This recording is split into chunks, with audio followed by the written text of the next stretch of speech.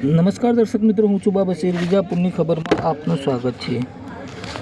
Vijapur bar association વકીલો દ્વારા જમ્મુ કાશ્મીર હુમલામાં માર્યા ગયેલ નિર્દોષ દેશના નાગરિકો માટે મૌન પ્રાર્થના યોજી શ્રદ્ધાંજલિ આપવામાં આવી. સમાચાર વિગતવાર જાણીએ તો તારીખ 22/4/2025ના રોજ જમ્મુ કાશ્મીરના પહેલગામ ખાતે આતંકવાદી હુમલો થયો, જેમાં આપણા દેશના 25 નાગરિકો તથા વિદેશના 2 નાગરિકો આતંકવાદી હુમલામાં મરણ ગયેલ છે. આ હુમલાની દેશની અસ્મિતા અને અખંડિતતા પર પાડોશી દેશના નિજ તત્વો દ્વારા કારમો ઘા પહોંચાડેલ છે.